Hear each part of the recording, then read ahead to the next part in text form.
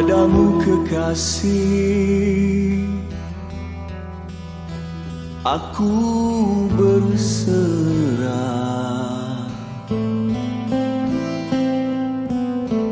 kerana ku tahu kau lebih mengerti apa yang terlukis di cermin wajahku ini.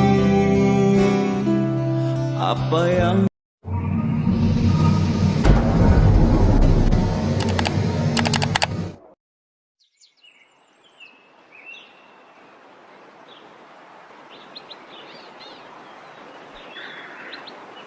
Bismillahirrahmanirrahim. Alhamdulillah. Apabila kita mengkaji tentang asal-usul Melayu, kita tidak percaya kajian yang dilakukan oleh orientalis. Orientalis akan berbohong tentang asal-usul bangsa ini. Oleh sebab itu kita harus kembali kepada penulis sejarah ulama kita. Antaranya ialah ulama yang menulis tentang sejarah Melayu ialah Ibn Athir dalam kitab Al-Kamil fi Tarikh. Kitab ini sungguh besar, tuan-tuan. Dia menceritakan bangsa-bangsa di dunia. Dia bukan ingin menceritakan bangsa Melayu. Dia ingin menceritakan bangsa-bangsa yang wujud daripada Adam AS. Dan dia menceritakan tentang bangsa Melayu, Al-Jawiyun. Dan bahasa Al-Jawiyun ini datang daripada surihan yang sama. Bagaimanakah datangnya, munculnya bangli ini, kita akan lihat catatan Al-Kamil fi Tarikh yang dinyatakan Ibn Athir. Tapi sayang, pemuda-pemuda kita tidak fasih dalam bahasa Arab klasik, termasuk pelajar sekolah agama sendiri. Begitu juga kita dapati bahawa sebahagian daripada bangsa Melayu ini ditulis oleh Imam Abu Ja'far Tabari dengan sangat detail. Dia menceritakan bagaimanakah datangnya bangsa Timur. Bangsa Timur ini datangnya daripada Nabi yang mulia, Nabi Ibrahim AS. Ini dinyatakan oleh Tarikh At-Tabari.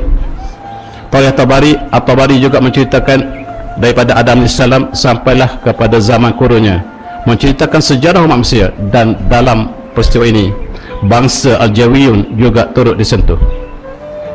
Begitu juga kita lihat dalam Al-Bidayah wan Nihayah yang tulis oleh Ibn Kathir, juga turut menyentuh tentang sejarah bangsa-bangsa, termasuk juga perjuangan baginda Rasulullah sampai kepada sahabat dan sebagainya.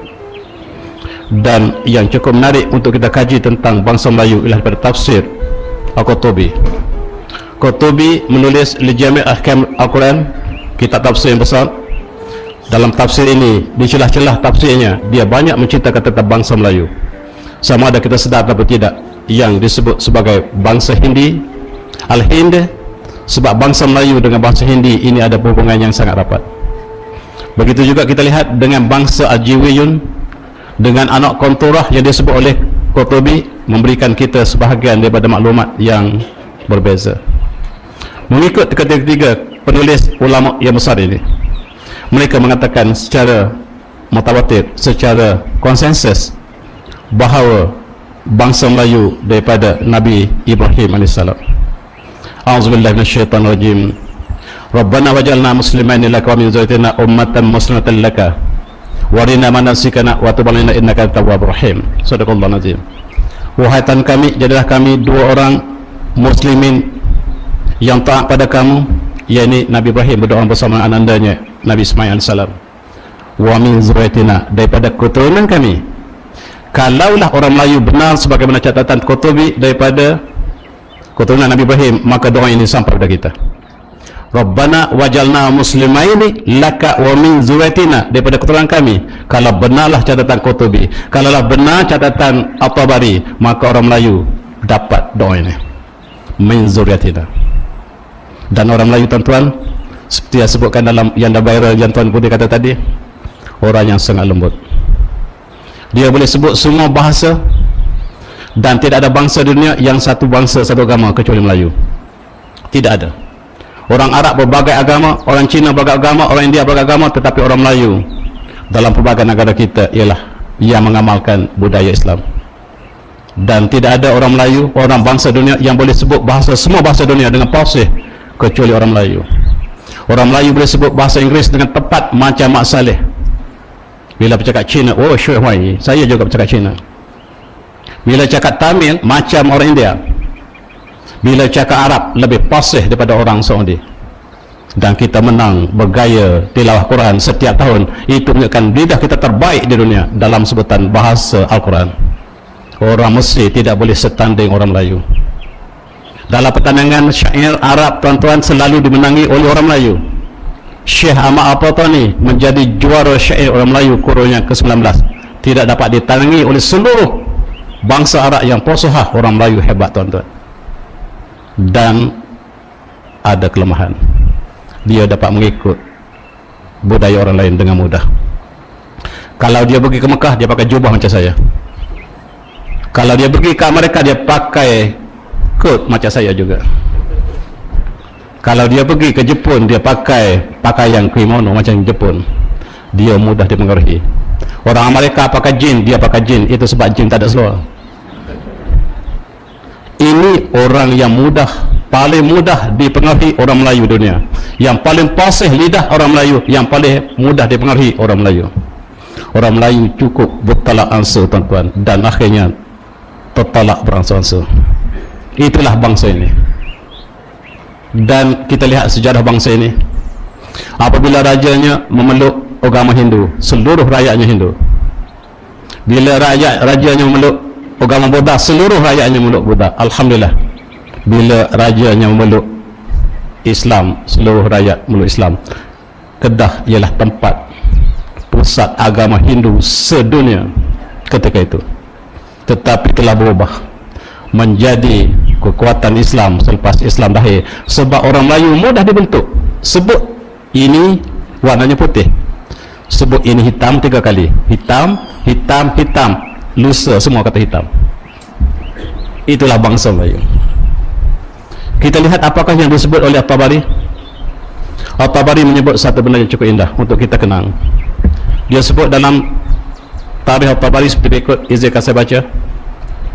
Wa wulida Ibrahim AS Ismail wa huwa akbar walidihi wa Hajar wa hiya Qabtiyah wa Ishaq kana dhari al-Basar wa Sarah ibn Tanwil bin Nakhur bin Saru bin Aru bin Falid bin Abid bin Apasha bin Sam bin Nuh alaihissalam wa Madan wa Madian wa Yaksan wa Zamran wa Asbaq wa Suh wa Muhum Konturah binti Maktur min Arab al-Aribah. Ini tarikh Tabari, tuan-tuan boleh rujuk. Inilah yang paling dekat untuk menceritakan bangsa Melayu. Yang lain kita lihat tidak menyentuh secara jelas. Disebut dalam catatan ini, Nabi Ibrahim dilahirkan anaknya oleh isterinya 3 orang. Isteri pertama Nabi Ibrahim melahirkan anaknya bernama Ismail AS oleh ibunya bernama Hajar. Wa Ummu Hajar wa hiya Qabtiyah, dia orang bangsa Qabtiyah Mesir. Dan kemudian dia melahirkan Ishaq daripada isterinya yang bernama Sarah, anak Tanwil bin Nakhur bin Saru bin Aru, dan dia adalah keturunan Nabi Nuh AS. Dan Ishaq ialah matanya buta, kata Tabari. Kemudian selepas kematian Sarah, ada seorang gadis yang menjaga anaknya ketika itu, yang menjaga Nabi Yakub ketika kecil. Maka dipujuk oleh anandanya supaya Nabi Ibrahim berkahwin dengan orang gajinya ataupun pembantunya bernama Konturah. Ketika Nabi Ibrahim sangat tua dan dia dikurniakan oleh 6 orang anak. Dan antara anaknya bernama Madan, Madian, Yaksan, Zamran, Wasbaq, Wasah. Ini disebut oleh seluruh Qurtubi. Qurtubi dalam tafsirnya, tuan-tuan boleh rujuk. Dia sangat berkali-kali merujukkan nama-nama keturunan ini, dan ini salah seorangnya lah bapa orang Melayu. Inilah yang disebut oleh Ibn Athir bahawa satu orang daripada ini, tidak apa pasti yang mana satu, menjadi bapa kepada Melayu. Dan di antara 6 orang anak ini, Nabi Ibrahim minta seorang daripadanya kekal di bumi Hijaz, di Palestin. Yang lainnya adalah keluar daripada Palestin untuk memajukan bumi ini. Bumi di sebelah timur belum dimajukan sama sekali. 5 orang anaknya diminta untuk berpindah ke timur. Ada yang pindah ke Mongolia, menjadi bangsa Mongolia. Ada yang pindah ke Jepun, menjadi bangsa Jepun daripada 5 orang ini. Dan bangsa yang ditinggalkan di Hijaz ialah Madian. Bangsa ini sangat degil, badannya perkasa, dan bangsa ini suka menipu di dalam timbangan perniagaan. Allah istihakan dalam Al-Quran dalam seperti ini.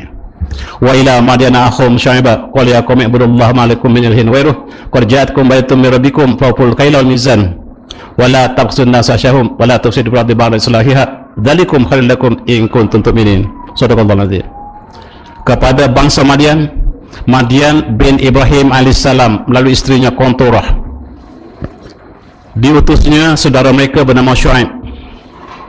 Lalu Nabi Syuaib berkata, wahai kaumku, sembahlah Allah dan tidak ada Allah Tuhan selain padanya, dan telah datang kebenaran pada kamu daripada Tuhan kamu. Hendaklah kamu jangan melakukan penipuan dalam perniagaan. Fauful kaila, dan sempurnakanlah timbangan, wal mizan, dan juga timbangan, sukatan timbangan, wala tabkhasun nasa syai'a, dan jangan tipu manusia dengan mengurangkan timbangan. Wala tufsidu fil ardh, jangan lakukan kemusnahan di atas muka bumi. Ba'da islahiha, selepas mereka telah melakukan kebaikan sebelumnya. Zalikum khairul lakum, ini lebih baik pada kamu in kuntum mu'minin, sekiranya kamu beriman. Bangsa ini degil, tuan-tuan. Dia menipu dalam pertimbangan, lalu Allah musnahkan seluruh bangsa Madian. Pupus, yang tinggal ialah Nabi Syuaib dan mereka yang beriman padanya yang segelintir. Inilah yang menjadi saudara orang Melayu yang ada di Hijaz. Nabi Syuaib itulah pakcik orang Melayu. Sebab dari segi keturunannya, Nabi Syuaib ini ialah daripada Madian. Keturunan Madian ini adik-beradik dengan Madan, ayah orang Melayu. Dan oleh sebab itu bangsa Madian dengan bangsa Melayu bersaudara, sepupu, cousin, second cousin, third cousin, saya tak pasti, tetapi itulah yang dinyatakan oleh para penulis Islam yang muktabar. Dari manakah mereka dapat sumber ini? Ini saya tidak dapat jawab, sebab mereka tidak menyebut dari manakah sumber rujukan mereka. Inilah yang dipertikaikan oleh kawan kita yang menyerang apabila tidak ada sanad yang mencukupi, tidak ada sanad yang lengkap, tuan-tuan. Inilah conjecture, bukan satu benarnya pasti. Ini sesuatu yang disambung oleh ulama kita yang mereka dapat sumber daripada mana, wallahu alam, dan saya balik untuk menyatakan balik. Dan lebih detail ini disebut oleh Tabari, juga oleh dalam Tajul Arus disebut Zubaidi juga menunjuk seperti ini. Dia juga merujuk kepada Tabari dan dia membuat huraian seperti ini. Izinkan saya baca, tuan-tuan. Dia kata Banu Qanturah, anak-anak Qanturah termasuk orang Mongolia, orang Jawa, orang Melayu, orang Jepun, orang Cina. Ini Banu Qanturah namanya. Dia kata wa minhu hadis Huzaifah yushik Banu Qanturah an yakhruju min ahli Iraq.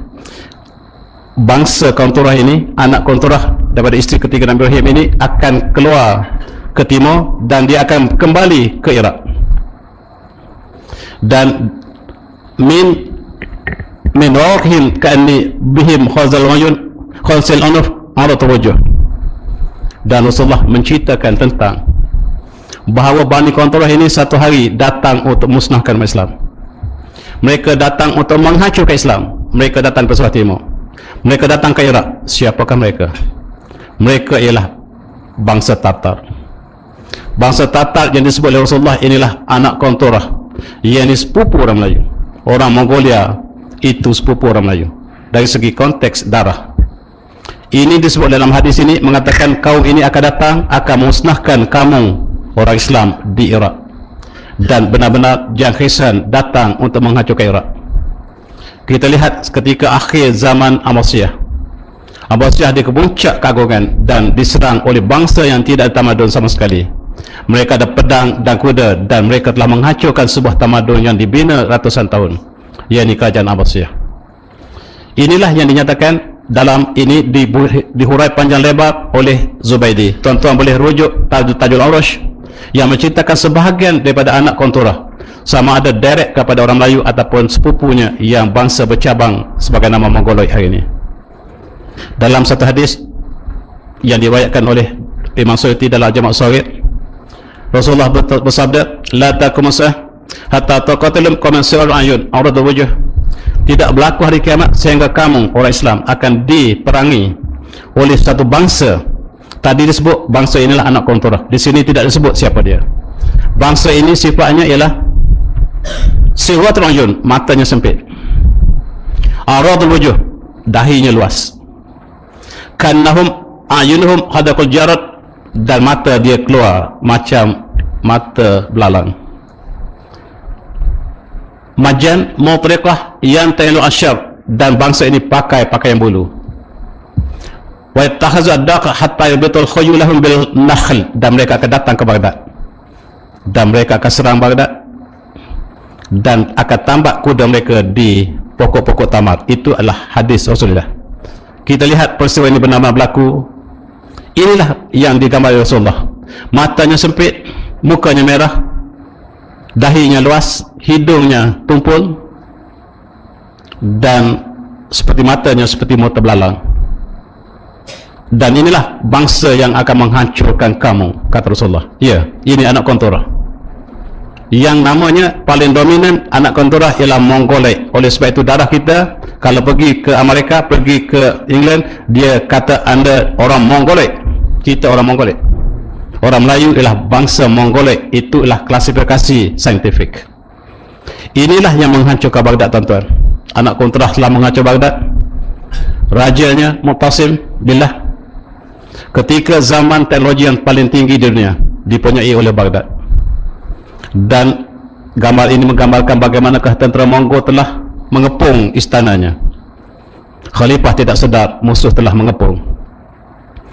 Penari gelek sedang menarikan gelek dengan Khalifah sedang berpesta. Tiba-tiba anak panah menepati pusat penari gelek. Di hujungnya ada tanda kota Baghdad telah dikepung. Baru mereka sedar bahawa kota Baghdad dikepung, dan Mu'tasim akhirnya dibunuh beramai-ramai. Inilah umat Islam yang jatuh bukan ketika dia lemah, tetapi ketika mereka kuat. Begitu juga umat Andalusia, ketika mereka capai kemajuan yang paling tinggi teknologi, ketika telah mereka kalah. Umat Islam boleh bersabar ketika kesusahan, tetapi mereka tak boleh bersabar ketika senang. Inilah hakikat manusia. Bukunya dibakar, kitab-kitab dibakar oleh bangsa anak kontorah, sepupu orang Melayu, Mongoloid namanya. Dan oleh sebab itu ulama'nya dibunuh. Mereka berpesta di atas kematian ulama' kita. Sungai Dajalah bertukar menjadi hitam kemerahan sebab hitam daripada asap membakar kitab-kitab, dan darah merah kerana darah para ulama'. Dan sejarah telah mencatatkan dengan tinta emas, bangsa yang mengalahkan Baghdad ini akhirnya memeluk Islam beramai-ramai. Subhanallah. Genghis Khan telah menjadi pembela Islam akhirnya, bukan dia tetapi cucu keturunannya telah mengambil alih Baghdad untuk mengembangkan Islam di China. Subhanallah. Inilah yang dikatakan, yang diceritakan dalam sejarah At-Tabari juga. Mu'tasim billah, Khalifah Islam terakhir di Baghdad di bawah kerajaan Abbasiyah, dia telah dipijak beramai-ramai oleh tentera Genghis Khan untuk menghina Khalifah, dan Khalifah ketika itu bukan Khalifah yang menjadikan akhirat sebagai perjuangan. Dunia sudah masuk ke dalam istana. Inilah yang kita lihat. Cukup ganjil dalam sejarah dunia yang tidak berlaku. Bangsa yang mengalahkan bangsa yang dikalahkan, mengikut agama bangsa yang dikalahkan. Bangsa Mongolia telah memeluk Islam beramai-ramai, dan mereka membina sebuah empayar Islam yang terbesar dunia. Ini tidak ada dalam sejarah dunia sampai hari ini. Yakni kerajaan Yuan yang daripada Eropah sampai ke timur, kerajaan paling besar dalam dunia. Ini kerajaan Islam yang dibina oleh orang Cina, orang Mongolia, dan Cina sebahagian daripada kawasan pengurusan daripada bangsa ini. Subhanallah. Kenapa kita tak tahu bahawa kerajaan terbesar di dunia ialah kerajaan Mongolia, Islam terbesar satu masa itu? Ini berlaku dalam kurun yang ke-13. Ketika Ibn Battuta sampai ke China, apa yang disebut oleh pengembara Ibn Battuta, bila aku sampai ke China, mereka bercakap bahasa Arab. Seluruh orang Cina bercakap bahasa Arab. Mereka fasih, dan mereka lah orang yang sangat-sangat warak. Pembelajaran fiqh dalam mazhab Hanafi, mereka kebanyakan orang Sufi, dan qadi mereka namanya sekian-sekian, dan kami berbincang dengan qadi yang menjadi kerajaan Yuan itu yang berpusat di kawasan yang cukup besar dalam sejarah China.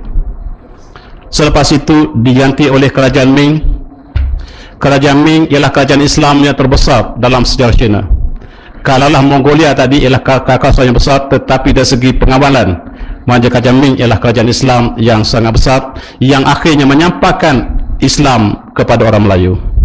Orang Melayu sebahagiannya disampaikan orang Cina, dan inilah mengasas kepada dinasti Ming, iaitu raja inilah yang sangat alim, yang mengembangkan Cina, yang membina The Forbidden City. Tuan-tuan melawat di Beijing, ada Forbidden City, itu bandar kepada raja ini.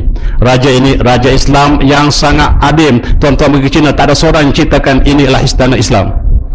Yang melaksanakan hudud tidak ada, sebab telah dipadamkan. Tuan-tuan, sejarah ditulis oleh Joseph Needham, diupah oleh mereka dengan berjuta dolar supaya jangan menulis peranan Islam di China. Dan ini cukup sayang, sejarah China telah berlalu, sebab akhirnya kerajaan Ming dikalahkan oleh Manchu yang menghancurkan Islam di China selepas kerajaan Ming telah kalah. Yang tinggal hari ini ialah kungfu.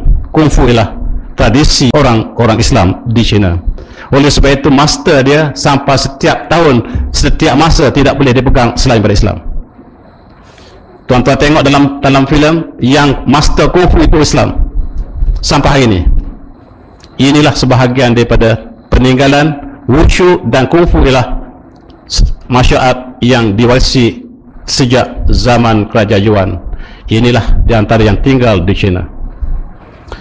Sebahagian daripada anak konturah sampai ke Champa. Inilah siapakah, sama ada dia Yaksan ataupun Zamharan ataupun Madan, tidak diketahui sebab sejarah tidak menulisnya. Tetapi di antara tiga ini seorang saja sampai ke Champa. Mereka membina negeri Melayu, bangsanya disebut Melayu.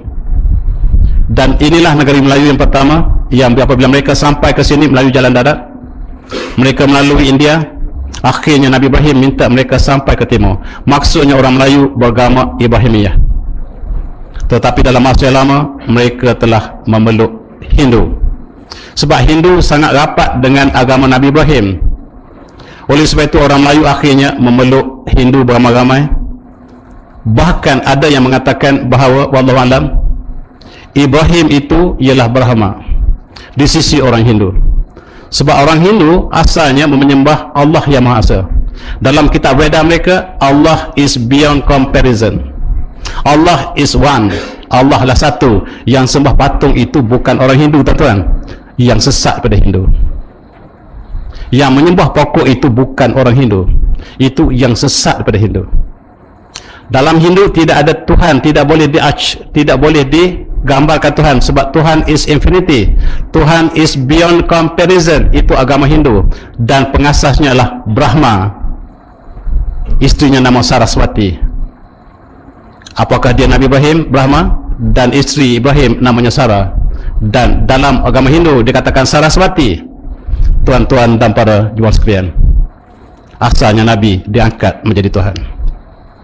Sebagaimana Nabi Isa AS ialah Nabi yang jelas dan diangkat menjadi Tuhan oleh orang Kristian.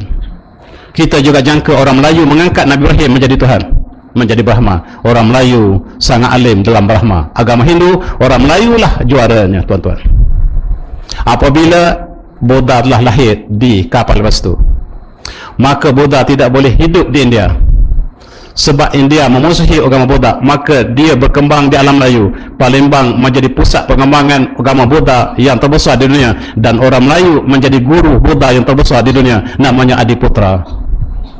Oleh sebab itu Aising yang menjadi pendeta Cina datang belajar berguru dengan orang Melayu di Palembang. Ini sejarah ditulis dengan tinta emas oleh mereka. Oleh sebab itu sejarah harus dilihat dalam berbagai sudut. Dan di antara mereka yang membina negara Champa ialah orang Melayu. Bandar-bandar besar di Champa namanya Indrapura, namanya Wijaya, namanya Konturah. Ibu mereka menjadi sebuah bandar di Champa. Inilah bumi orang Melayu, dan di bawahnya Panduraga. Orang Melayu ini asalnya, tuan-tuan lihat dalam sejarah Syair Siti Zubaidah. Syed Zubaidah menggambarkan orang Melayu di Indrapura, sekarang sudah menjadi Vietnam. Inilah asal usul orang Melayu. DAP kata orang Melayu bukan daripada Melayu, betul, daripada Champa. Mereka pertahankan Champa selama 700 tahun, tuan-tuan. Mula-mula sekali Simpara, telah di atas sekali ialah Simhapura. Pura itu maksudnya tempat kuil yang terbesar. Kalau ada Singapura, pura itu maksudnya tempat Hindu yang ada kuil paling besar. Kalau kecil panggil Puri, Nilampuri. Yang besar Singapura, Indrapura. Di Indrapura inilah berlakunya peperangan di antara Zain Abidin yang kemudian ditawan oleh Cina dalam Siti Zubaidah. Siti Zubaidah kemudiannya menyamar menjadi tentera dan mengalahkan tentera Cina dalam Siti Zubaidah, berlaku di Champa. Oleh sebab itu Champa dengan kita ada hubungan cukup rapat. Bunga di Champa kita panggil bunga Kemboja. Di sini kita panggil bunga Kemboja, di sana panggil bunga Champa. Di sana dipanggil buah Champa. Di sini kita panggil Cempedak. Dipanggil Champa, bunga Champa di sana. Di sini dipanggil Cempaka. Itu bahasa Champa, bahasa Melayu lama. Hubungan di antara kita sangat rapat dan orang Melayu telah kalah di Sinhapura. Mereka turun ke bawah Indrapura pula kalah. Di sinilah Zubaidah pertahankan suaminya. Bangsa Cina itu bukan bahasa Cina, tuan-tuan, bahasa Viet. Kemudian Wijaya telah kalah. Orang Melayu turun lagi ke Kauntorah, pertahankan Kauntorah 100 tahun, kalah lagi, dan pergi Panduraga, kalah lagi, turun ke Saigon sekarang. Saigon ataupun Ho Chi Minh itulah bandar Melayu yang terakhir. Orang Melayu berperang habis-habisan di situ dan kalah. Mereka lari ke mana, tuan-tuan? Lari ke sebuah negeri nama Kalah. Negeri Kalah ini tercatat dalam sejarah, ditulis Al-Biruni dalam sejarah Islam. Tahqiq Malil Hindi, ditulis Al-Biruni, seorang saintis terkenal daripada India. Dan dia menyatakan dia pergi ke Kalah. Kalah ini duduknya 5 darjah ke utara daripada Khatul Istiwa.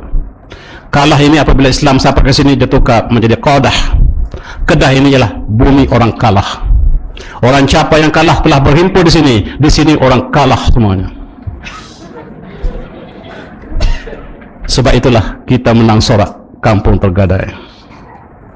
Sejarah kita ialah wajah orang kalah, tetapi bila Islam sampai ke sini, nama yang tidak indah akan ditukar. Qadah ialah mangkuk nasi. Di sinilah ditukar Kalah pada Qadah. Sejarah Rasulullah, dalam sirah Rasulullah menukarkan seorang sahabat nama Khil, kuda, kepada Khair. Islam tidak membenarkan nama yang tidak indah disebut. Maka akhir sekali bumi Champa telah berakhir. Hari ini sudah menjadi Vietnam. Bandar Indrapura sudah menjadi Bandar Hue. Bandar Sinhapura sudah menjadi Hanoi. Bandar Kauntorah sudah hilang identiti dan kita melihat bumi yang telah kalah. Kemanakah perginya? Ketika itu Osmaniyah telah wujud untuk mewarisi sejarah Khalifah Islam. Dia telah mengambil orang yang kalah ini, dibawa ke merata tempat di bawah pentadbiran Osmaniyah, termasuklah Champa, pengkalan Cepa. Dibawanya ke Aceh, dan Aceh satu-satunya orang Champa yang tulen yang ada hari ini. Kalau kita pergi ke Aceh, dia bercakap bahasa Champa yang masih asli. Rupa-rupanya orang Aceh ini orang Champa yang telah kalah. Sebab itu orang Aceh, sifat perjuangan mereka sama seperti orang Champa asal. Walaupun mereka sentiasa kalah, tapi perjuangan ialah perjuangan. Kemenangan bukan urusan kita. Kemenangan adalah urusan ilahi, tetapi apa urusan kita adalah perjuangan. Perjuanganlah hak kita. Ketika itu orang Melayu menguasai maritime. Ini namanya Laut Champa. Sayang hari ini namanya Laut Cina Selatan. Identiti Champa telah hilang sama sekali. Bukan sahaja Champa telah hilang, buminya telah hilang, sejarahnya hilang, buminya telah hancur kepada Vietnam. Tuan-tuan jangan sebut Champa di Vietnam, tuan-tuan akan ditangkap. Sebab orang Vietnam tahu ini bumi orang Melayu. Orang Melayu tak tahu itu bumi mereka. Mereka pergi ke Vietnam dan mereka shopping, tetapi mereka tidak tahu itulah bumi mereka. Saya pergi ke Vietnam, air mata saya mengalir setiap kali saya pergi. Di situlah bumi datuk nenek kita. yang daripada Hindu mereka menjadi Buddha, kemudian menjadi Islam, dan di situ menjadi pusat perjuangan Islam yang terbesar di rantau Asia Tenggara. Campak. Tetapi sejarah tidak tulis sebab tuan, sejarah ditulis oleh British. British tidak akan tulis keagungan orang Melayu. Mereka nak isytiharkan bahawa Pulau Pinang tiada orang. Kami datang Singapura tidak ada orang. Maka Melaka juga tidak ada orang. Maka mereka sebut bahawa the new Strait Settlement, ini dunia baru, tanah yang kami temui. Tak ada orang. Nothing. Kami yang buka. Our task is to civilize the world. Kami datang untuk majukan kamu. Kami bukan datang untuk menjajah kamu. Kami datang untuk memajukan kamu. Terima kasih orang Pulau Pinang sebab British datang. Sebab itu orang Pinang sangat sayang pada British. Orang Melaka sangat sayang pada Portugis. Kapal Portugis dibuatnya ataupun sebagai artifak di Melaka. Itulah sifat orang Melayu. Hilang sejarah mereka. Rupa-rupanya orang Melayu menguasai seluruh Asia Tenggara. Siam ini namanya Kamboja Desa, bumi orang Melayu. Sayang sekali lagi bukan saja Campur yang jatuh, Kamboja Desa jatuh sepenuhnya menjadi Siam hari ini. Itu bumi Melayu. Dari sejarahnya Myanmar pun Islam juga sebahagiannya. Kemudian British telah mengambil Myanmar. Kemudian telah masukkan Rohingya ataupun Arakan. Arakan ini asalnya Al-Arkan Al-Islamiyah, iaitu bumi umat Islam. Al-Arkan Al-Islamiyah, dan disebut Arakan sekarang pun. Itu bumi umat Islam. Bila British datang dicantum kepada Jumhur Burma dan mereka asimilasikan rayanya, akhirnya raya asal ini disahkan sebagai pendatang. Subhanallah, sejarah tidak ditibarkan sama sekali. Ini kenangan indah, tetapi inilah menjadi sejarah umat Islam. Inilah menjadi sejarah umat Melayu. Ada orang tempelak saya, dia kata, buat apa kita nak capai wawasan 2020? Kenapa kita lihat ke belakang tempat yang saya mundur? Wah, kalau anda lompat parit, boleh tak lompat terus? Kena mundur belakang, sebab ambil lajak dulu.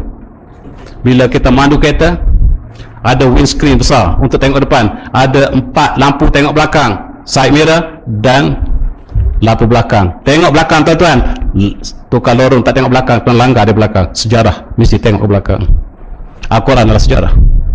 Buku saja Al-Fatihah juga apa? Adalah sejarah. Waladhdallin amin. Bukan orang yang sesat, iaitu orang Yahudi, orang Nasara. Sejarah disebut daripada Al-Fatihah lagi. Dan kalau kita benci sejarah, kita benci Al-Quran. Inilah sejarah bahasa Melayu. Dan di kalangan orang Melayu ada ulama kita yang menulis tentang sejarah Melayu, Melayu Patani. Langkah Suka bukan di Kedah tuan-tuan, mengikut sejarah yang ditulis oleh Syekh Ahmad Patani, iaitu berpusat di Patani, bukan Kedah sebagaimana yang didakwa dalam buku Meru Mahmasa. Meru Mahmasa itu tidak tepat tuan-tuan. Dalam tarikh Patani ditulis oleh Syekh Ali Faqih Ali daripada Sulawesi, yang menjadi datuk nenek kepada Syekh Daud Patani. Dia mencatatkan sejarah Langkah Suka yang berpusat di Patani, bukan Kedah. Kedahlah talukan daripada Langkah Suka, dan sejarah telah diubah kemudiannya menjadi Langkah Suka berada di sini, dan sejarah yang dimasukkan di Kedah, bukan di Kedah tuan-tuan. Dan dalam sejarah ini tuan-tuan melihat tarikh Patani yang ditulis oleh Syekh Daud Patani. Syekh Daud Patani menyalin daripada datuknya, nama Faqih Ali, dia tulis seperti berikut, asal seorang Melayu. Tuan-tuan boleh lihat sebahagiannya. Dia tulis dalam bahasa, dalam manuskrip yang ditransliterasikan. Dia kata, pada orang Melayu itu rupanya hitam, orang Petani rupanya hitam, merah ataupun hitam manis, rupanya kecil pada orang Arab dan Parsi. Dia ceritakan di Petani sebelum Islam, orang Petani, orang Parsi sudah ada, orang Arab sudah ada. Di Petani menjadi himpunan seluruh dunia. Pelabuhan Petani ialah pelabuhan terbesar di kawasan timur Asia Tenggara. Oleh sebab itu di Petani terdapat bangsa Mui, bangsa Jawa, bangsa Khmer, Champa, Cina, Parsi, Arab dan pelbagai bangsa lain. Inilah tumpuan tempat yang sangat maju di kawasan ini. Di sinilah bangsanya membina berbagai tamadun sejak pada zaman Punan, kemudian kerajaan Champa, kemudian kerajaan demi kerajaan yang wujud di sini cukup banyak, yang ketika itu Eropah belum ada. England hanya muncul dalam kurun ke-10 misi, ketika satu misi orang Islam, orang Melayu telah membina kerajaan besar Punan yang berpusat di Kamboja. Dan ini sifat orang Melayu ketika sebelum Islam. Kita kenang orang Melayu, dia kata dalam kitab ini, dan waktu itu orang Melayu perempuan dan lelaki tidak kahwin, dan tidak haram untuk tidur seduduk. Ada perempuan sangat huriyah, kalau dia tidak duduk dengan siapa pun boleh belaka. Di sini diceritakan bahawa orang Melayu, gadisnya memberikan ruang kepada pemuda untuk tidur dengan 10 orang.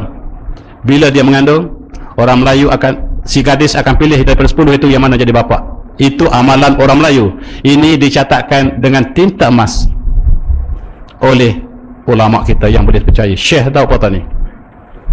Dan Islam telah mengubah bangsa ini menjadi bangsa yang maju dan bertamadun, yang berakhlak dan bertamadun. Kita bandingkan bangsa Melayu dengan bangsa Arab sebelum Islam, sebagaimana yang disebut oleh Ja'far bin Abi Talib apabila baginda telah berhijrah ke Habsyah. Ditanya oleh Raja Najasyi, apakah sebab tuan-tuan dengan rombongan ini datang negara kami? Dijawab oleh Ja'far seperti berikut. Kita kenang jawapannya. Ayuhal Malik, inna kunna min ahli jaliyah na'budu asnam wa na'kul maitah wa nal fawahish wa natul aham wa nusil jibat wa ya'kul qawi min ad-dhaif hatta ba'atha baina rasulan minna. Perlu saya terjemah ke tidak? Ini sekolah agama ya. Na'rifu nasabahu wa sidqahu wa amanatahu wa afafahu wa dana Allah ibatu wahdah wa lahu ma kunna na'budu nahnu wa abauna min al-hijarah wal awsan wa man bisnaq al-hadith wa dal amanatah wa salatir rahim wa sunnal jiwat wa kafala al-maharim wa dima wa nahana al-fawahish wa qala az-zur wa qala al-yatim wa saddaqna wa man nabi wa zalamana qawmuna wa azabuna yuduna ila ibadil awsan wa lamma zalamuna wa yatu wa yaqalina wa halu baina dinina kharajna ila biladika wa rabbana ila juwalika wa rajana alla nazlimu indak. Bangsa Quraisy sama bangsa Melayu. Mereka juga mengakukan segala kemusnahan di atas muka bumi, melakukan segala perzinaan, segala keburukan, bunuh-membunuh, dan Allah selamatkan dengan Rasulullah. Islam telah dihadirkan, dizahirkan di bumi Arab, dan inilah telah menukar bumi yang tandus ini menjadi bumi yang paling bertamadun. Begitu juga bangsa Melayu. Petani menjadi bumi yang jahiliah.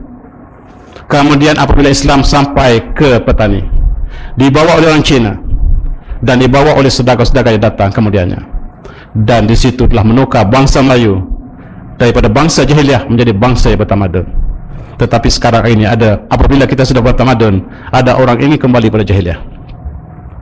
Dalam satu hadis Rasulullah menangis. Bakar Rasulullah SAW yawman faqalu ma yubkika ya Rasulullah wa qala astaqatu li ahbabi qalu awasna ahbabuka ya Rasulullah qala la antum asbi ama ahbabi wa kum ya'tu min ba'di yu'minu bi wa lam yarawni atau kama qala. Satu hari Rasulullah menangis. Lalu para sahabat bertanya, wahai Rasulullah, kenapakah baginda menangis? Lalu Rasulullah mengatakan, saya rindukan kekasih saya. Kata para sahabat, apakah kami bukan kekasih baginda Rasulullah? Kata Rasulullah, tidak, kamulah sahabat saya. Tapi yang saya rindu ialah kekasih saya, yaitu orang yang belum datang sekarang, belum lahir. Dia tidak melihat saya, tidak pernah bertemu dengan saya, tetapi dia beriman dengan saya. Itulah orang yang saya rindui. Barangkali kita antaranya. Inilah yang untungnya menjadi orang yang beriman, sebab Rasulullah rindui. Sebab orang Melayu hanya saudagar yang amanah datang ke sini, dan tidak ada para anbiya datang, tidak ada para sahabat yang datang, barangkali tidak ada tabi'in barangkali datang. Yang datang ialah tabi'in yang sangat lewat, membawa mesej Islam daripada akhlak yang indah. Di Melaka yang melakukan perniagaan ketika itu ialah saudagar. Saudagar dalam kononsi Melayu ialah penipuan dalam urus niaga, namanya saudagar. Yakni mereka yang mengadakan segala tipu manipulasi dalam perniagaan, mereka menjadi orang yang kaya. Dan Islam datang menukar bangsa yang menipu dalam perniagaan kepada bangsa yang amanah. Oleh sebab itu para peniaga ini telah menyentuh hati budaya orang Melayu, dan orang Melayu cukup mudah dibentuk, alhamdulillah, dengan masuknya Islam, rajanya, dan kita semua Islam dengan cara yang sangat mudah. Itulah bangsa ini yang barangkali di antara bangsa kaum yang Rasulullah rindui. Kita lihat daripada China, ini ialah seorang pendakwah besar yang namanya Zheng He ataupun Cheng Ho. Dia adalah seorang pendakwah Tetapi sayang, sejarah Melaka mengatakan dia adalah seorang pengembara semata-mata. Dia adalah pengembara dan pendakwah yang datang ke setiap bandar yang ada, sebab dia dihantar oleh raja yang sangat alim, namanya Raja Yonglo. Raja Yonglo ialah raja yang sangat alim, mengutuskannya untuk mengislamkan orang Melayu di alam Melayu.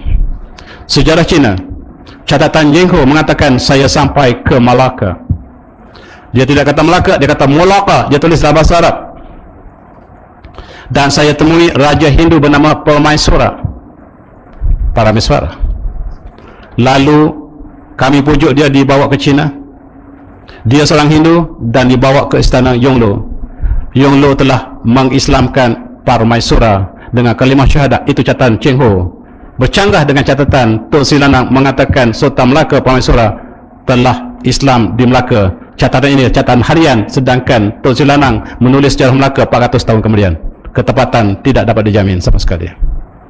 Apabila kembali Sultan Melaka, Yonglo menghadiahkan pakaian jubah hijau dan serban hijau dipakai kepada Parameswara dan ditukar menjadi Sultan Muhammad. Itu catatan Cina. Oleh sebab itu tuan, apabila kita ingin mengkaji sejarah, kita harus melihat dalam banyak sumber. Satu sumber tidak boleh kita berpegang sebab kesilapan boleh berlaku.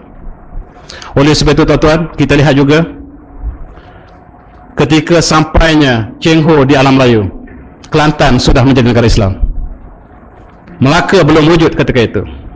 Namanya Raja Engku Umar yang memerintah Kelantan, sebab Kelantan ditemui Wan Siling yang bertarikh 811 Hijriah. Dalam tahun 800 Hijriah, Islam Kelantan sudah menjadi kerajaan Islam diperintah oleh Mutawakkil Allah. Tertemui Wang Siling, dan ini menafikan sejarah Islam datang bermula di Melaka, sebab Kelantan sejak pada kurun yang ke-18, iaitu tahun kurun 1180 Misi, telah ada kerajaan Islam. Sejarah tidak ditulis. Bahkan dalam tahun 1411 kerajaan Islam Kelantan telah bertakhta, yang kemudian dikalahkan oleh Sultan Melaka kemudiannya, yang mengambil Kelantan sebagai sebahagian Melaka. Dan disitulah kita lihat datangnya ulama yang besar daripada Yaman, dan mereka adalah keturunan Rasulullah. Ketua mereka bernama Said Hussein Jamal Al-Kubra, daripada Said Alawiyah yang bertemu dengan Sayyidina Hussein, dan dia ini dimusuhi oleh pemerintah khalifah ketika itu, sebab disangkanya keturunan Rasulullah akan mengambil alih khalifah. Mereka diperangi, lalu mereka keluar daripada Yaman dan menuju ke Champa. Ini di Champa, dia berkahwin dengan 4 orang putri diraja. Antara putri diraja Champa dikahwininya, dan yang lainlah Raja Cintu, yakni Raja Cermin, menawarkan putrinya untuk dikahwini oleh Jamadil Kubra ini, melahirkan Wali Songo. Wali Songo ialah dilahirkan di Kelantan, iaitu di kerajaan Cermin, yang sekali lagi mereka telah minta saya berikan bukti bahawa Wali Songo datang daripada Kelantan. Ayahnya datang daripada Yaman, yang telah diambil untuk menjadi ulama oleh kerajaan Champa, dikahwinkan dengan putri Champa, dikahwinkan dengan putri Cermin. Cermin ialah tanah merah sekarang. Oleh sebab itu dia telah menurunkan zuriat, yakni yang disebut sebagai Maulana Ibrahim Gresik, yakni Wali Songo yang pertama yang diutus oleh kerajaan Osmaniyah untuk mengislamkan Jawa. Jawa ketika itu masih beragama Hindu. Oleh sebab itu, perkahwinan Said Hussein Jamal Kubra dengan putri Raja Champa melahirkan Sultan Zainal Abidin yang menjadi suami kepada Siti Zubaidah dalam syair Siti Zubaidah. Inilah generasi pertama daripada Wali Songo. Tak ada seorang pun Wali Songo datang berasal daripada Jawa. Semua daripada luar. Ini Wali Songo yang sejarahnya tidak tulis. Kita lihat Wali Songo, dia dikenali di Jawa dengan nama Kampung Klaten, sebab dia bawa nama asalnya Kelantan ke Jawa. Klaten namanya. Di Jawa ada Gresik, itu tempat asalnya petani. Ada masjid Gresik dia petani. Itulah sebabnya di Jawa dengan Kelantan ini banyak persamaannya, sebab nama-nama di Jawa kebanyakan ambil daripada petani dan Kelantan. Sebab itulah asalnya Wali Songo, yang orang Jawa sendiri tidak tahu asal-usul Wali Songo yang mereka banggakan. Dan dia juga berkahwin dengan Empire Cermin tadi, Kelantan Purba. yang disebut oleh seorang yang mengkritik saya, dia kata Kelantan belum wujud. Kelantan wujud sejak kurun yang ke-8, beritahu dia. Oleh sebab itu, dia telah membina masjid ini. Wali Songo pertama, Maulana Ibrahim, membina masjid ini. Masjid apa ini? Masjid Kapal Laut Kelantan. Ini masjid yang tertua di negara ini.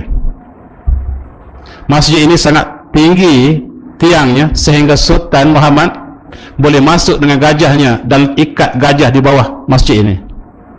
Masjid ini akan menjadi runtuh sebab terletak di tepi sungai dan dipindahkan di Napuri. Sekarang dibina kembali di Napuri. Ini masjid pertama dibina oleh Wali Songo.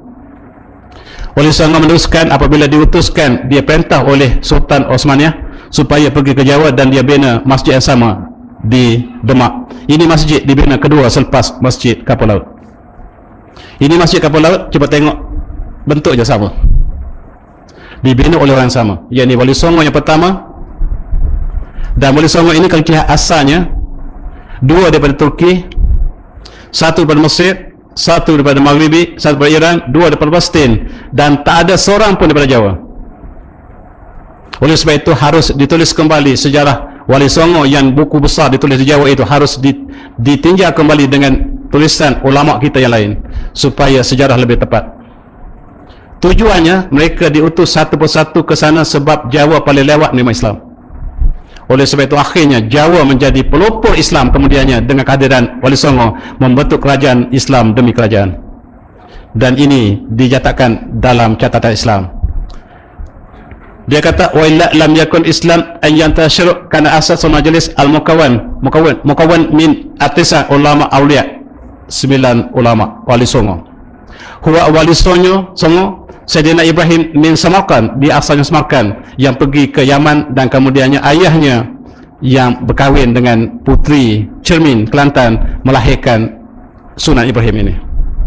Ini dicatatkan dalam sejarah yang kalau kita cross check kita akan dapat maklumat yang lebih luas.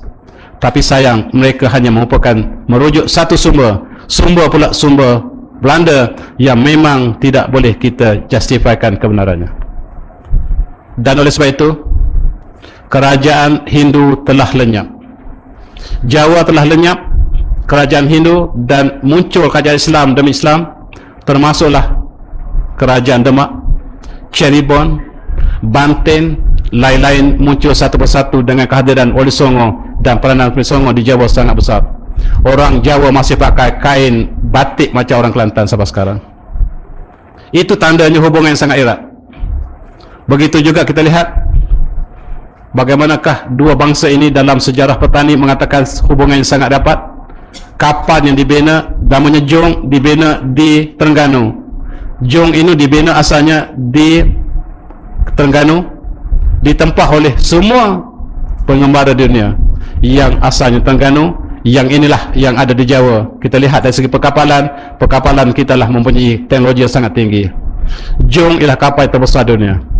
Kemudian orang Cina datang, mereka meniru kapal Jong, dan Barat memanggil Jang, dan Barat mengisytiharkan kapal Jang dibina oleh orang Cina asalnya. Kajian menunjukkan orang Cina pinjam istilah Jong daripada orang Melayu.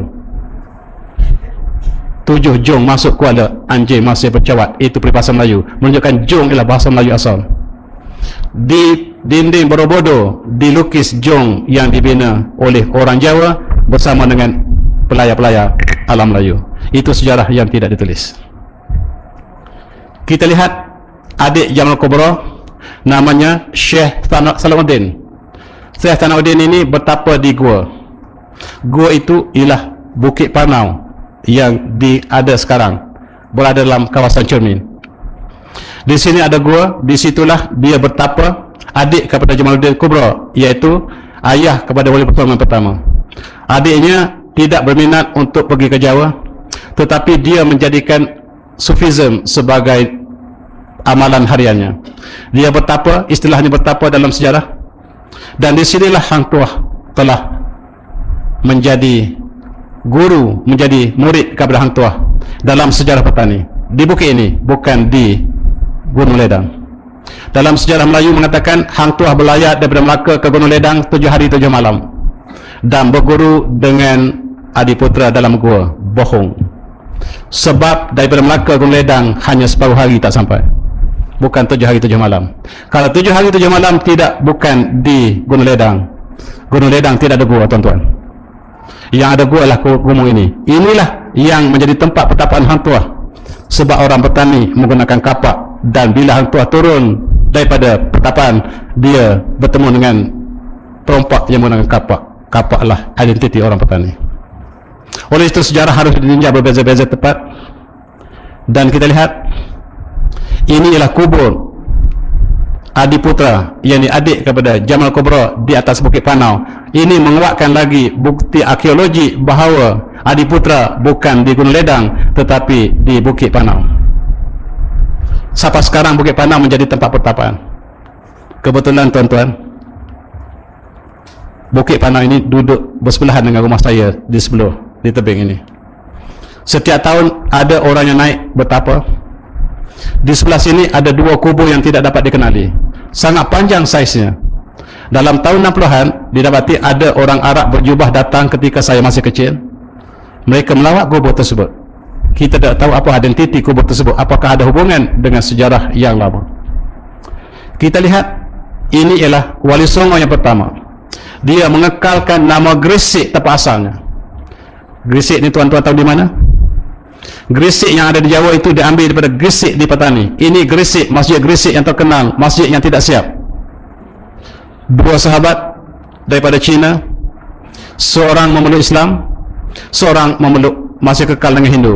Abangnya yang Islam membina masjid ini, adiknya membina kuil di sebelahnya. Kalau tuan pergi Gresik, ada 2 masjid yang simbol persaudaraan tetapi berlainan agama, hidup harmoni. Dan Wali Songo mengambil Gresik inilah untuk namakan Gresik di Jawa. Namanya Klaten, namanya Gresik, ialah tempat-tempat yang ada di Petani. Sejarah belum ditulis, setahu saya belum ditulis. Oleh sebab itu para pelajar yang akan menjadi intelektual kita, jadilah sejarah untuk membentuk jati diri kita. Kajilah sebaik mungkin daripada sumber yang kita boleh percayai. Dan kita lihat di Gresik, tuan-tuan, ini namanya Telaga Hang Tuah. Hang Tuah dalam sejarah Petani, bukan di Melaka. Melaka, tuan-tuan, pada masa itu sampai kepada sebuting kera. Oleh sebab itu bila sebut Melaka, maka Petani itu Melaka sebutnya, bukan Melaka sekarang. Bila sebut Melaka pada masa itu, tuan-tuan, bukan Melaka yang kecil sekarang. Melaka itu meliputi Borneo dan juga sampai ke Siam. Itulah Melaka. Kalau saya datang ke Melaka, boleh jadi datang daripada Petani, boleh jadi daripada Borneo, boleh jadi daripada Sumatera. Itu Melaka dalam konteks yang lama. Begitu juga Brunei, tuan-tuan. Brunei itu seluruh Filipina itu Brunei, seluruh benua itu Brunei. Kalau sebut dalam kurun yang ke-12, saya datang dari Brunei, maksudnya barangkali dalam Filipina. Sekarang Brunei sangat kecil. Kita lihat dalam konteks sejarah, sejarah memberikan erti yang berbeza. Hang Tuah bertapa di Bukit Panau dan pernah berada di Petani dan membina sebuah telaga. Dia gali sendiri, airnya tak pernah kering, tuan-tuan. Ini berada berdepan dengan Masjid Gresik. Tuan-tuan pergi melawat. Bandar sama ada benar atau tidak, ini bukan satu benda yang pasti, tuan-tuan. Hanya catatan lisan ke lisan. Dalam sejarah Petani, Hang Tuah digambarkan telah bersama dengan Sultan Petani menentang Siam. Orang Petani pula bersama Hang Tuah menentang Portugis di Muang. Itu dicatatkan dalam sejarah Petani. Oleh sebab itu kita lihat cross check dalam semua sejarah untuk kita melihat sejarah yang lebih dekat. Ini sejarah Ibn Battuta. Ibn Battuta telah mengembara ke seluruh dunia dan akhirnya sampai ke Kuala Krai. Yang saya sebutkan, dia sampai di Kuala Krai. Di Kuala Krai dia kata rajanya ialah orang Turki, namanya lah Arduja. Kelantan diperintah oleh Turki dan ketika itu alam Melayu berada di bawah kerajaan Osmania. Barangkali benar, barangkali tidak. Kalaulah Ibn Battuta berbohong, ramai orang mendakwa dia berbohong, maka Kelantan pernah diperintah oleh Osmania. Oleh sebab itu kita lihat, dia sebut Kilu Krai, duduk tepi pantai. Sekarang Kuala Krai ini, tuan-tuan, duduk di dalam pedalaman. Mereka kata salah, tetapi geografi berubah. Oleh sebab itu, tuan-tuan, kita lihat dalam penggalian di Pasir Mas, kita temui di bawahnya ada pokok nipah yang menunjukkan bahawa Pasir Mas itu berada di tepi laut. Barangkali sekarang berada di daratan. Maka kita lihat sejarah yang ada hubungan dengan Melayu ialah Osmaniyah. Osmaniyah adalah kerajaan yang terakhir umat Islam yang berpusat di Istanbul, dan Rasulullah pernah ditanya oleh para sahabatnya dalam hadis ini yang diriwayatkan oleh Imam Ahmad, bainama nanu hala Rasulullah sallallahu alaihi wasallam naktubu idza su'ila Rasulullah sallallahu alaihi wasallam ayu madinataini tuftahawalan Konstantiniyah aw Romiyah, faqala man yaqul tuftahawalan yani Konstantiniyah. Para sahabat bertanya Rasulullah, bandar manakah yang umat Islam akan buka lebih awal? Apakah bandar Konstantinopel ataupun bandar Rom? Maka Rasulullah mengatakan Konstantinopel akan dibuka lebih awal, yakni bandar yang diperintah oleh Hercules. Dibuka Istanbul oleh Sultan ini, Sultan Muhammad Al-Fatih. Inilah apabila dia membuka Konstantinopel, dia menukar menjadi bandar Islam. Dalam bahasa Turki dipanggil Istanbul. Orang Malaysia sebut Istanbul. Ini bandar Islam yang ditukar oleh Sultan Ahmad Fatih menjadi bandar Islam yang menjadi pusat pemerintahan umat Islam sedunia, termasuk alam Melayu. Hadis ini yang yang Rasulullah bersabda, la taftahanna Konstantiniyah wa limal amiruha wa limal jaish zalikal jaish atau kama qala, akan dibuka kota Konstantinopel oleh pemimpin yang terbaik, yang disertai oleh sebaik-baik tentera yang membuka kota Konstantinopel, dan dibuka oleh Muhammad bin Fatih. Maknya seorang Kristian, ayahnya seorang raja yang sangat alim, iaitu Sultan Murad, yang berkahwin dengan ahli kitab, sebab Islam membenarkan orang Islam berkahwin dengan ahli kitab, dan ibunya ialah seorang Kristian. Dan kita lihat sezaman dengan Osmaniyah, di Melaka diperintah oleh Sultan Mansur Shah. Sultan Mansur Shah mempunyai istana bukan yang dibina seperti ini, tuan-tuan. Istana Mansur Shah ialah istana batu yang besar, sehebat bandar istana di Istanbul, tetapi sejarah tidak ditulis.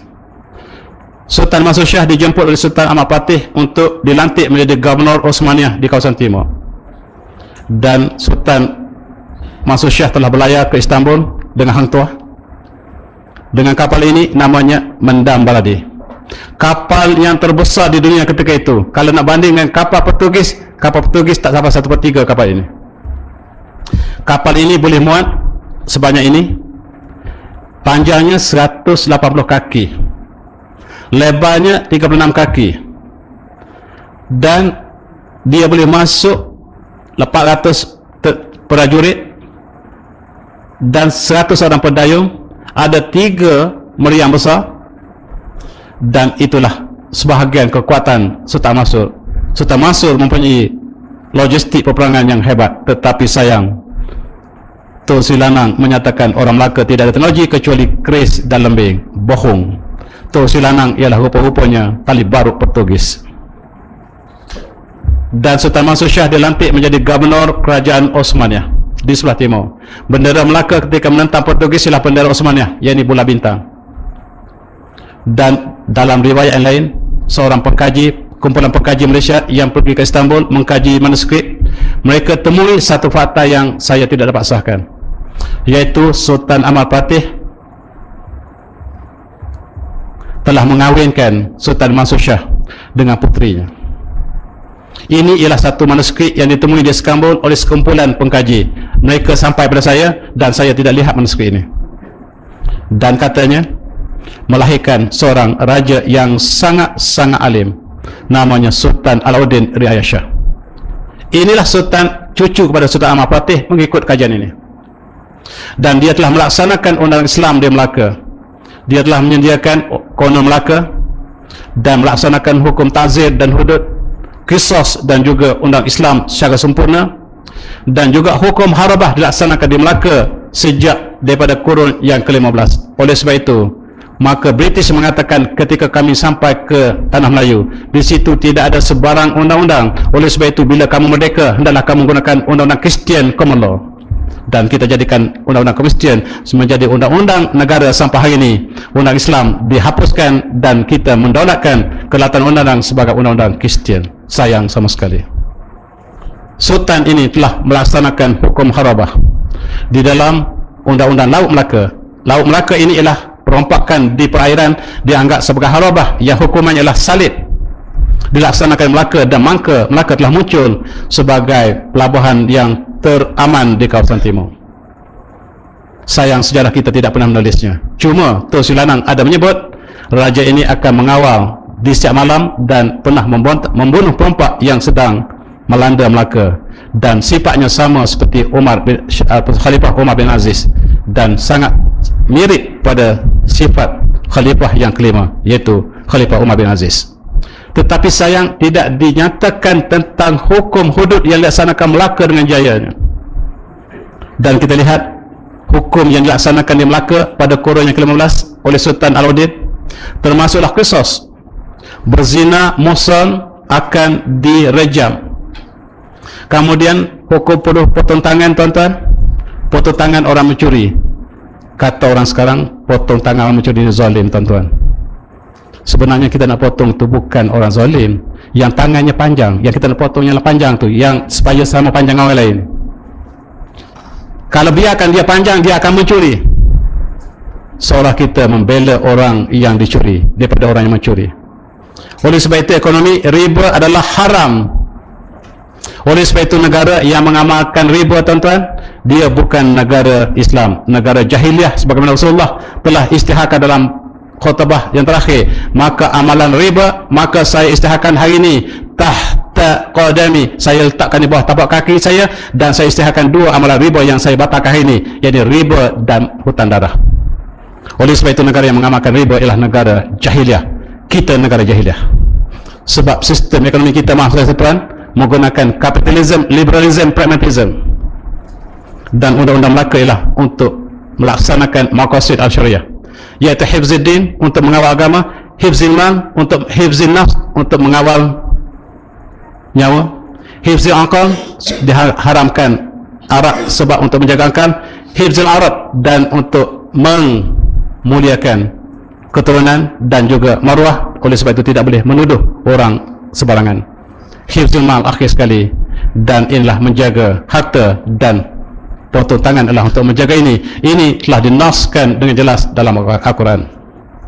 Oleh sebab itu tuan-tuan, bukan saja Melaka melaksanakan hukum hudud, tetapi dilaksanakan di Pahang ketika Sultan Abdul Ghafur, dan kita lihat naskah yang melaksanakan hudud di Pahang telah jelas ada. Di Kedah dilaksanakan hukum Islam ketika Sultan Muhammad Jiwa. Sultan Muhammad Jiwa adalah sultan yang paling alim dalam sejarah Kedah, tuan-tuan. Inilah sultan yang telah melaksanakan hudud di Kedah pada kurun yang ke-16-17, tuan-tuan. Begitu juga di Perak dilaksanakan hukum hudud oleh sultan yang datang dalam kurun yang 16 yang sama zaman dengan Sultan Muhammad Jiwa di Kedah. Mereka sama-sama melaksanakan hukum Allah, dan Sultan Muhammad Jiwa, tuan-tuan kaji bagaimana cara hidupnya. Dia telah lari daripada istana. Dia tidak ingin menjadi raja. Akhirnya dia berguru di Mekah. Ulama besarnya dipelajari, dan dia tidak pernah isytiharkan dia adalah sebagai anak raja. Akhirnya ayahnya meninggal, dan orang mencari siapakah pengganti Sultan Kedah. Mereka kata ada anak dia masa dia muda-muda dulu. Mereka keluar, tapi entah ke mana, cari. Akhirnya ditemui Sultan ini, dibawa kembali, dan dialah seorang raja yang alim, laksanakan hudud di Kedah. Dan tuan-tuan harus melihat Akif di Al-Usta, mengkaji tentang perkara ini. Sayang saya pergi ke Akif Al-Usta, dapati bahawa surat Sultan Abdul Hamid tentang Pulau Pinang diletakkan sebagai tempat buku yang tidak ada nilai. Kemudian apabila sekarang baru diketahui bahawa itulah satu khazanah Kedah yang tidak ada nilainya, yang harus dijaga sebaik mungkin, tapi pada masa itu diletakkan sebagai penyendai pintu. Masya Allah. Kita lihat Terengganu melaksanakan Islam jauh lebih awal daripada Kedah, daripada Melaka. Kurun yang ke-13 telah melaksanakan Islam. Bahkan di Kelantan saya sebutkan tadi, Siling mengatakan Sultan Mutawakkil telah melaksanakan Islam, syariat Islam dalam kurun yang ke-12. Sejarah perlu ditulis kembali. Kita lihat juga bagaimanakah Portugis takut kepada Khalifah sebab Khalifah menjaga Melaka. Akhirnya Portugis telah mengalahkan Melaka. Kota Melaka ialah kota batu yang kokoh perkasa. Itulah yang dilukis oleh Portugis. Oleh sebab itu Melaka tidak roboh kotanya. pengkhianat daripada dalam yang membuka kota ini. Pengkhianat Melayu sentiasa wujud dulu, kini dan selamanya. Inilah orang Melayu yang sebagai sifat baik mereka, yang lidahnya fasih tetapi pengkhianat. Sejarah telah berlaku dan kita lihat bagaimanakah Wali Songo telah membentuk kerajaan yang besar di Jawa, kemudian merebak ke Sulawesi, merebak ke Filipina. Filipina namanya adalah pusat Islam yang besar, tuan-tuan, satu masa dulu. Pusat perkembangan Islam di Filipina namanya Ia Amanillah, sekarang disebut Manila. Oleh sebab itu Ia Amanillah telah dimurtadkan sepenuhnya oleh Spanyol dan sekarang Manila telah menjadi bandar murtad sama sekali. Kita lihat inilah bendera yang digunakan oleh alam Melayu. Semuanya menggunakan bendera Osmaniyah. Osmaniyah menggunakan bendera bulan dan bintang. Merah dan putih ini simbol kepada perjuangan Islam. Islam yang dibawa oleh Khalifah Islam yang terakhir, yakni Khalifah Osmaniyah. Dan kita lihat, untuk mengalahkan umat Islam di kawasan ini, musuh Islam mengkaji kelemahan Islam, dan inilah di antara mereka yang mengkajinya ialah Senok Honje, yang telah pergi ke Mekah untuk melihat kekuatan umat Islam, dan Khalifah telah melantik umat Islam sebagai gubernur mereka di sebelah timur, antaranya Syekh Daud Batani, Syekh Ahmad Batani, kemudian kita lihat Syekh Ahmad Al-Khatib Amin Angkabawi. Dan Mekah ketika itu, tuan-tuan, ketika di bawah Osmaniyah, ialah bumi umat Islam yang percuma. Tuan-tuan boleh pergi bila masa, boleh beli harta di sana, tapi sayang akhirnya bumi umat Islam yang diperintah oleh Khalifah terakhir ini dikalahkan oleh musuh Islam, iaitu Yahudi, British dan keluarga Saud. Telah bersama-sama dengan Yahudi untuk mengalahkan kerajaan Islam terakhir, dan Mekah lagi bukan lagi jadi bumi umat Islam tetapi bumi keluarga mereka. Tuan-tuan, minta izin kepada mereka untuk pergi. Sayang, ketika di bawah Osmaniyah, dia menjadi bumi untuk umat Islam seluruhnya. Hari ini kita terpaksa menyewa rumah kita sendiri, dan bangunan inilah yang sedang diruntuh sekarang untuk menghilangkan sejarah keagungan Turki Osmaniyah. Ulama kita ketika itu berkumpul di Mekah. Di sebelah kirinya adalah Syekh Abdul Samad Al-Palambani, ia ini guru kepada Sultan Mahmud Jiwa. Kemudian kita lihat Sultan Mahmud Jiwa kemudiannya mengambil Syekh Abdul Samad Al-Palambani untuk dijadikan sebagai qadhi, ayahnya sebagai qadhi Kedah yang pertama. Di sebelahnya Syekh Muhammad Asy'ar Al-Banjari yang tulis Sabil Muhtadi, ulama yang menyuruh jihad di Mekah untuk menentang umat penjajah di kawasan timur, termasuk negara kita. Di sebelahnya adalah Syekh Abdul Wahab Bugis, seorang ulama yang besar daripada Makassar. Dan yang paling kanan ialah Syekh Sulaiman Abdul Rahman Misri, seorang ahli falak yang terkenal daripada Jawa. Ini ialah di antara tokoh-tokoh ulama kita yang besar yang menyuruh perjuangan jihad, yang dilupakan bila kita menyambut kemerdekaan. Nama mereka tidak pernah disebut, sayang. Dan inilah yang ditakuti oleh Belanda, iaitu Syekh Nawi Al-Bantani yang menulis Marah Al-Labid. Dan Syekh ini katanya menulis lebih 100 buah kitab dalam bahasa Arab. Bahasa Arabnya lebih fasih daripada orang Arab, dan dia berasal di Mekah. Dan bila dia keluar fatwa, maka fatwanya ini akan dipatuhi oleh seluruh umat Melayu, dan murid-muridnya tersebar ke seluruh alam Melayu. Dan apabila dia mengatakan bahawa tidak boleh bekerjasama dengan kerajaan Belanda, maka dia dipatuhi oleh seluruh penduduk Jawa. Kebanyakan bangsawan Jawa bersama dengan penjajah untuk menjajah bangsa mereka sendiri. Dan kita lihat keraton itu simbol pengkhianatan bangsa Jawa terhadap bangsanya sendiri. Dia menjajah bangsanya bersama dengan Belanda. Oleh sebab itu, tuan-tuan, melawat keraton di Jawa, maka ingatlah bahawa disitulah pengkhianatan bangsawan kepada bangsanya mereka sendiri, yang menjajah bangsanya sendiri. Dan ini mengatakan bahawa haram untuk melakukan demikian. Begitu juga Syekh Ahmad Batani yang menulis Faridatul Faraid, ialah tokoh yang besar yang menjadi sebagai duta kerajaan Osmaniyah di sebelah timur. Begitu ke Syekh Ahmad Al-Fatani, Syekh Ahmad Al-Khatib Amin Angkabawi, orang Minangkabau, menjadi 3 serangkai ulama dalam kurun yang ke-19 untuk berjuang menentang penjajahan. Nama mereka tidak pernah disebut, tuan-tuan. Oleh sebab itu Senok Honji datang ke sana untuk melihat kekuatan umat Islam, dan saya dipesan untuk berhenti. Oleh sebab itu kerajaan Osmaniyah telah ingin membentuk Khalifah umat Islam yang berada timur dengan menggabungkan di antara Kelantan, Terengganu, Petani dan Kamboja. Pertama sekali harus dicantumkan seluruh alam Melayu di bawah sebuah khalifah. Khalifah itu mesti berada di bawah Osmaniyah. Calon khalifah umat Islam ialah ini dia, Raja Ali Kelana. Barangkali tuan-tuan tak pernah dengar nama ini. Dia Raja Riau yang sangat alim, yang ditugaskan oleh ulama di Mekah untuk menjadi khalifah umat Islam. Tuan-tuan tidak akan kenal nama ini sebab dipadamkan oleh British.